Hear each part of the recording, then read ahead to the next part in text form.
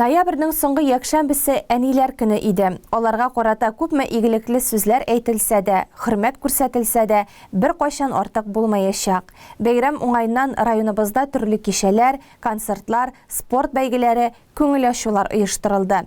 Иң масштаблысы район мәдәният йортында уздырылганы иде. Зал тутырып килгән кадерле әниләрне район башлыгы тәбрикләде. Әниләр көнен билгеләп үтү, аларга дан җырлау һәр җирдә бик күркәм итеп алып барыла.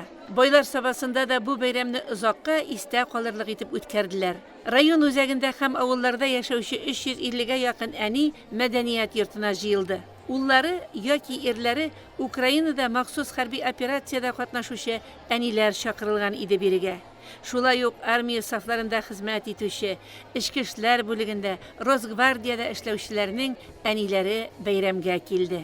Ак яулыклы, мәрхәмәтле әниләр, мөлаем ханымнар, тормыш авырлыгын үз җилкәсендә алып баручы хатыннар. Җир йөзендәге бөтен матурлыкны, гүзәллекне алар тудыра бит. Сәхнәдәге зур чарага керешкәнче, без аларның берничәсе белән сөйләшеп алырга җай таптык. Әкренге сугыштан малайны көтәбез. Сугышлар бетсен. Алай тәгалә исән-сау кайтырга язсын бар балалардан. Ата-аналар кайгырмасын.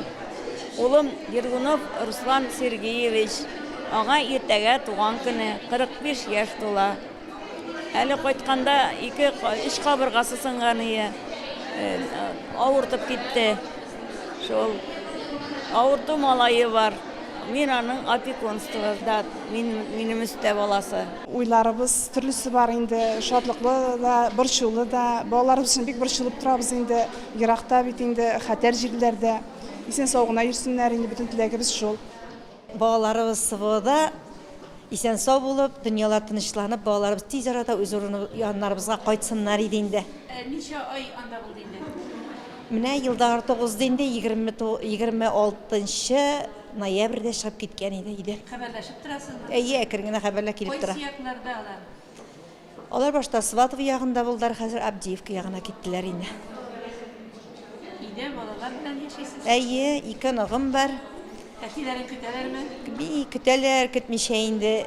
Ходай тигезлектән айырмасын, тигезлектә яшәсеннәр. Кайгы хәсрәтләр күргән насыйп итмәсен бер кешегә дә. Балаларыбыз да исән саулар, Аллага шөкер. Исән сау булсыннар, исән сау хезмәт итеп кайтсыннар. Сезнең 2 улыгыз да? 2 улым, 1 оныгым.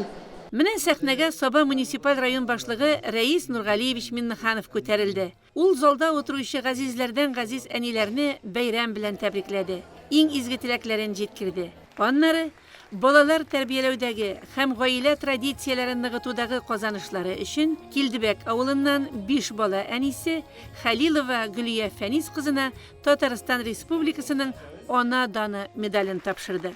Агымдагы елның август айында гаилә һәм социаль активлыкларны берләштергән, заманча хатын-кыз образын популярлаштыруга юнәлтелгән Миссис Татарстан 2023 республика конкурсында җиңү яулаган һәм Ростов-на-Дону шәһәрендә узган Россия күләмендәге зур бәйгедә Татарстан данын яклап чыгыш ясап, Мисс Россия 2023 титулына ия булган Альбина Рөстәм кызы Галиева шулай ук бүләкләнде. Әниләрне бәйрәм белән тәбрикләп, алар өчен Минзәлә дәүләт драма театры артистлары тарафыннан Сит Сатуй дип исемләнгән спектакль күрсәтелде.